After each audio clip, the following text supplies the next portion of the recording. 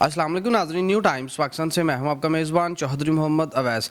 नाजरीन, आज मैं मौजूद हूं सियालकोट में और मेरे हमरा इस वक्त मौजूद है पाकिस्तान मुस्लिम लीग नवाज़ के नामजद उम्मीदवार बराए मेंबर कंटोनमेंट बोर्ड जाहिद शमसी साहब, जो कि वार्ड नंबर 1 में इलेक्शन कॉन्टेस्ट कर रहे हैं। उनसे ये जानने की कोशिश करेंगे कि इससे पहले भी ये मेंबर कंटोनमेंट बोर्ड रह चुके हैं, तो इन्होंने अपने साबका टर्न्योर में कौन सी ऐसी खदमात सर अंजाम दी हैं कि लोग इनको दोबारा इलेक्ट करवा के भेजेंगे, और अगर ये इलेक्शन विन कर जाते हैं तो अगले टर्न्योर में फर्दर ये कौन सी खिदमात सर अंजाम देंगे। जी अस्सलाम वालेकुम सर। जी वालेकुम अस्सलाम कि आज आप मेरे घर तशरीफ़ लाए, मेरा इंटरव्यू करने के लिए आपका बहुत बहुत शुक्रिया।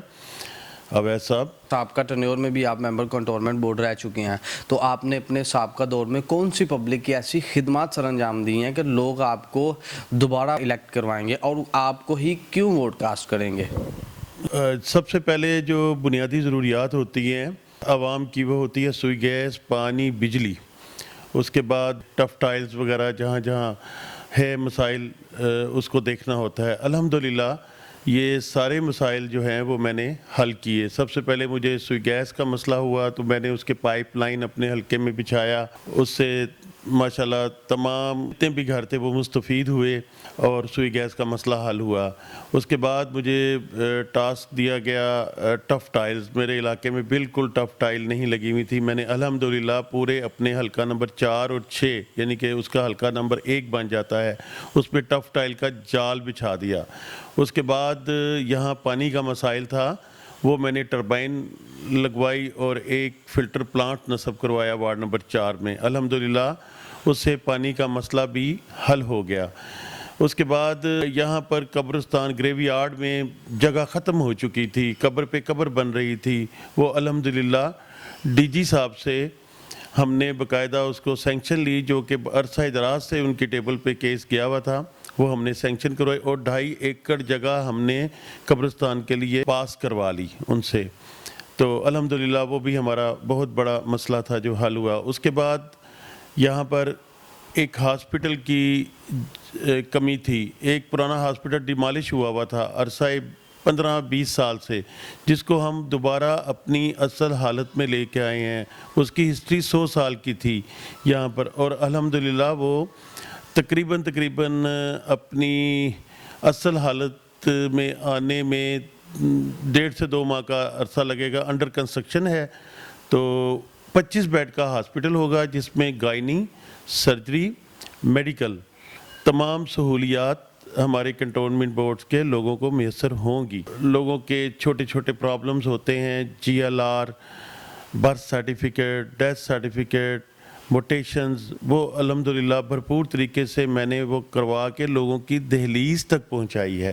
इस दफ़ा चौधरी इखलाक की जो फैमिली थी, वो यहाँ शेख अतीक साहब की जो फैमिली थी, उन्होंने आपको लास्ट इलेक्शन में भरपूर आपकी हमायत की थी और डोर टू डोर जाके आपकी इलेक्शन कैंपेन भी की थी, जिसकी वजह से आप वो इलेक्शन विन कर गए थे। तो इस दफ़ा शेख मोहसिन अतीक आपके अपोनेंट आ गए हैं, तो इससे क्या आपको इलेक्शन में कोई फ़र्क पड़ेगा? जी, जैसा आपने मुझे पूछा कि उस वक्त वो आपके साथ खड़े थे, चूँकि वो उस वक्त नून लीग में थे। वो माशाल्लाह अरसा 20 साल से नून लीग में थे। उससे पहले वो काफ लीग में भी थे, लेकिन जहाँ वो मुफाद होता है वहाँ पर वो चले जाते हैं। लेकिन अल्हम्दुलिल्लाह मैं नज़रियाती बंदा हूँ और मैं अपनी जगह खड़ा हूँ। मैं नून लीग में ही हूँ, वो PTI में चले गए हैं। जहाँ मतलब मुफाद होता है, मुफाद की सियासत नहीं करनी चाहिए और धड़ा एक ही अच्छा होता है। और दूसरा ये है कि अल्हम्दुलिल्लाह हमारी नून लीग जो है वो उसके बहुत कारनामे हैं। अगर गिनवाऊँ तो बहुत टाइम लग सकता है। वो माशाल्लाह सारी दुनिया जानती है।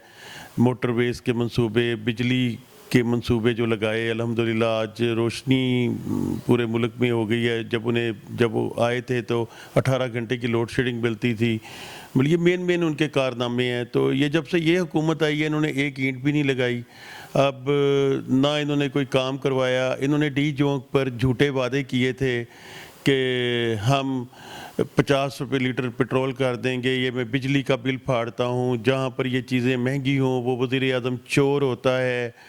और इन्होंने 90 डेज़ का कहा था कि मैं तब्दीली लेके आऊँगा, लेकिन खुदारा 3 साल का अरसा हो गया है, इन्होंने एक भी चीज़ और अशियाए सर्फ आप देखें چینی، آٹا، گھی، دالیں وہ بلندیوں پہ چلی گئی ہیں، یعنی کہ غریب کا چولہا جو ہے نا انہوں نے بند کر دیا ہے، اور پھر یہ کہتے ہیں گھبرانا نہیں۔ تو جبکہ آپ نواز شریف کا 5 سال کا دور کا کمپیریزن کریں تو آپ دیکھیں گے کہ ماشاءاللہ جو ہے نا وہ آپ کو نون لیگ کا دور سنہری دور نظر آئے گا۔ اگلے ٹنیور میں اگر اللہ تعالیٰ کی ذات آپ کو دوبارہ عزت دیتی ہے تو آپ اپنے حلقے کی عوام کے لیے کیا کرنے جا رہے ہیں؟ انشاءاللہ ترقی کا سفر جاری و ساری رہے گا۔ میرا جو پلان ہے وہ سب سے اہم چیز ہوتی ہے تعلیم۔ تو یہاں پر ہمارے کنٹونمنٹ بورڈ میں کوئی بھی پرائمری ادارہ نہیں ہے جو فری تعلیم دے سکے۔ سب سے پہلے ٹاسک جو ہے وہ میں جو ہے نا وہ فری ادارہ بناؤں گا جہاں پر بچیوں کی تعلیم اور بچوں کی تعلیم جو ہے وہ چھوٹے بچوں کی پرائمری تعلیم جو ہے نا وہ فری ہو سکے، کیونکہ ہمارا کنٹونمنٹ بورڈ ایکٹ کہتا ہے کہ میڈیکل اور یہ ایجوکیشن یہ ان کے ایکٹ میں ہے، وہ فری ڈلیور کریں گے عوام کو۔ تو انشاءاللہ اس کے بعد میں نے جیسے آپ کو بتایا ہے کہ ہمارا ہاسپٹل انڈر کنسٹرکشن ہے، وہ جلد ہی تعمیر کے آخری مراحل میں ہے۔ وہ انشاءاللہ وہاں پر 25 بیڈ کا ہاسپٹل ہے جس میں تمام سہولیات میسر ہوں گی۔ سر ابھی آپ نے کہا کہ اس حلقہ کے اندر کوئی بھی پرائمری اسکول نہیں ہے جو فری ایجوکیشن دے، لیکن سر پچھلے اگر 5 سالہ دور کی میں بات کروں تو کینٹونمنٹ بورڈ کا جو ہولڈ ہے یہاں کی جو گورنمنٹ تھی وہ PMLN والوں کے پاس تھی، تو آپ لوگوں نے اپنی گورنمنٹ میں اپنے ٹرنیور میں یہ کیوں نہیں کیا؟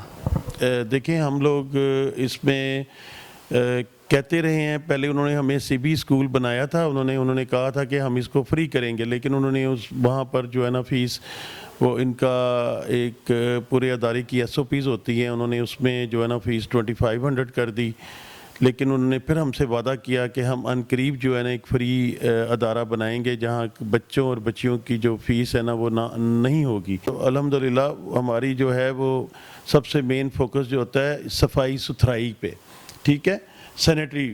تو چونکہ کوشش ہم نے کی ہے اپنے دور میں ہم اس کو مزید اچھا کر سکیں، ہم نے ڈسٹ بنس کا اہتمام کیا، ہم نے جگہ جگہ ان کا ہم نے بنائے، ڈسٹ بن بنائے اور لوگوں کے گھروں میں لگائے، لیکن چونکہ یہاں پر تھوڑا سا نا یہ جو ملازمین ہیں گھروں میں ہم نے رکھے ہوئے ان کو ایجوکیٹ کی ضرورت ہے، جس کو وہ صحیح طریقے سے یوز نہیں کرتے۔ انشاءاللہ وہ بھی ہے، ہم انشاءاللہ نیکسٹ آنے میں ان کو ایجوکیٹ کریں گے۔ اس کے بعد جو لوگوں کے کام ہیں چھوٹے موٹے نقشہ جات ہو گیا، GLR ہو گئی، برتھ سرٹیفکیٹ، ڈیتھ سرٹیفکیٹ ہو گیا، وہ انشاءاللہ ان کا کام کروا کے ہم لوگوں کے دہلیز تک دے کے آئیں گے۔ کوشش ہوگی اگر ہمارے پاس بجٹ پروویژن ہوئی تو، کیونکہ یہ کینٹ کا علاقہ بڑا پوش ہوتا ہے، تو ہمارا ایک بہت بڑا پروجیکٹ ہے انڈر گراؤنڈ الیکٹریسٹی کا، تو انشاءاللہ وہ بھی ہم کوشش کر کے وہ لے کر آئیں گے۔ سر 12 سپٹمبر کے حوالے سے آپ اپنے ووٹران کو، اپنے سپورٹران کو، آپ اپنے چاہنے والوں کو، آپ اپنے حلقے کے جو آپ کے دوست ہیں ان کو آپ اگر کوئی میسیج دینا چاہتے ہوں؟ جی میں اپیل کروں گا اپنے حلقے کے لوگوں سے کہ آپ کے ووٹ کی بڑی قدر و قیمت ہے۔ 12 تاریخ کو جوک در جوک نکلیں اور شیر پر مور لگائیں تاکہ نون لیگ کو مضبوطی، پاکستان کی مضبوطی ہے۔ میری آپ سے یہ بہت استدعا ہے کہ آپ اپنا ووٹ ضائع نہ کیجیے گا۔